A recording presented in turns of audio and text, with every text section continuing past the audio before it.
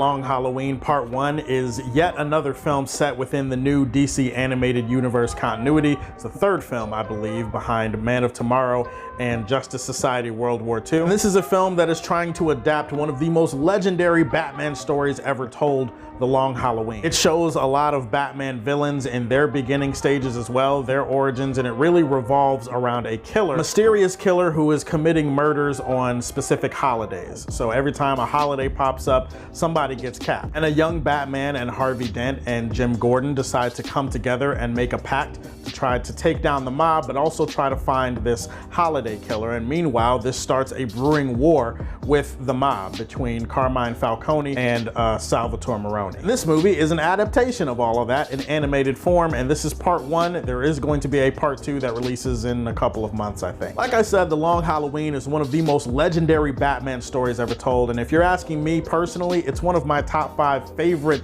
comic book stories of all time. Don't get fooled by the Superman beanie, okay? Yes, I got a lot of love for my guy Supes, but I'm a huge Batman fan, okay? Batman has always been like my second or third favorite superhero ever. If you guys do remember, The Dark Knight came out back in 2008 or whatever, and I do think Christopher Nolan said he was inspired by some of the story elements of The Long Halloween. In fact, if you go back and you rewatch The Dark Knight, you can definitely see some of the DNA of The Long Halloween woven into its story narrative a little bit. Now, that is not a direct adaptation of The Long Halloween. That's an original story that Christopher Nolan came up with, and then they decided to slap a little bit of The Long Halloween into that story. When you have a direct adaptation like this, there are certain expectations that come with it. Obviously, you want the story that they're telling here to give you the look and feel and spirit that you felt when you read the graphic novel. Same time, you want to give artists a little bit of leeway and a little bit of creative freedom. I mean, that's what art is, right? It's the recreation or imitation or initiation of another aspect of the source material in life. Art imitates life. I'm pretty sure that's a quote that ties into wherever the hell I'm rambling about, and if it doesn't, well,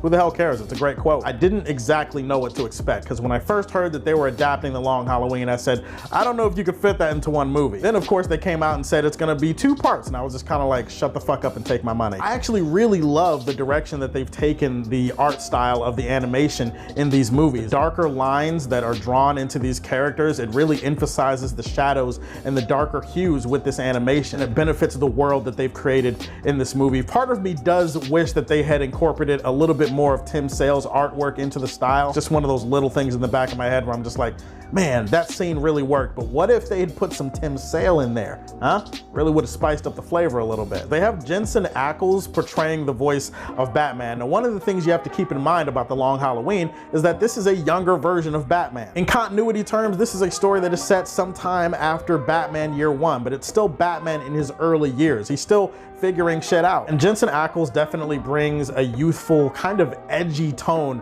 to that Batman voice, and it's definitely something I didn't expect. I mean, this is the man who voiced Red Hood like 11 years ago? Holy shit, is that when that movie came out? Then you also got Troy Baker, who obviously voiced Joker in Arkham Origins, and he is back to voice Joker here. He's one of those voice actors where if you can't get Mark Hamill, you definitely go to Troy Baker and say, hey, are you busy? He does a great job in this movie, as he always does. Really all around, the voice talent is spectacular here, and it's really emphasized in every scene because there are a lot of pauses and a lot of holds in the dialogue to really emphasize the voice work, and I really like that aspect. There's a negative side to that, but I'll get to that in a second. But does it do the story justice? I would say for the most part, yeah. Honestly, it's a direct adaptation, but they still add some stuff. There are still some things that they are able to flesh out here that maybe they didn't do in the comic. For example, this is supposed to be the beginning of one of Batman's most feared enemies, Two-Face. Well, you get a lot more of Harvey Dent and his problems at home with his wife, which were sometimes only hinted at in the graphic novel. You get a lot more of that in this movie. There's obviously some new action beats that they add to kind of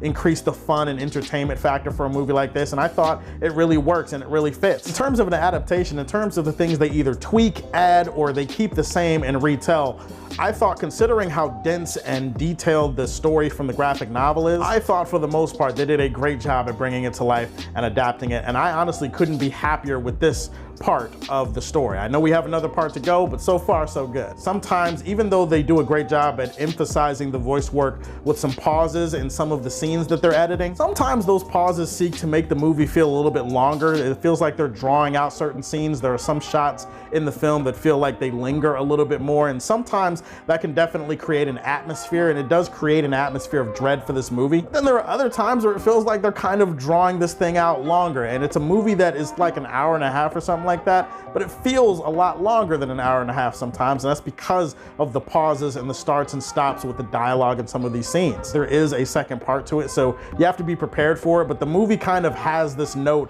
where it just ends, and it's just very abrupt, and you kind of have to just shrug and get over it, I guess. Not one of those endings where it's like kind of definitive, where it's kind of like, it could continue, but nah, this could stand on its own. No, it's one of those endings where it's like, next time on Dragon Ball Z. So assuming you could get over that, it shouldn't be that big a deal. I mean, hell, we were able to get over the Harry Potter part 1 and part 2 thing, right? Sitting there at the end of the movie and it's like, oh shit, Voldemort got the Elder Wand. Shit is about to go to, oh shit, the movie's over. I'm not gonna give a rating for part 1 because I still need to see part 2, and I need to see how they coalesce and how they finish that landing off. But trust me when I say Batman Part 1, The Long Halloween, is definitely worth your time, especially if you're a big Batman fan or a big DC fan. Tell me, have you seen it? What did you think about it? And do you like this new animation style that they've brought to the new updated DC animated universe? Let me know in the comment section down below. Please like and subscribe to the Superfan Show, and if you like what you see, tell me how you feel. Stay tuned to hear more from the Man of Steel.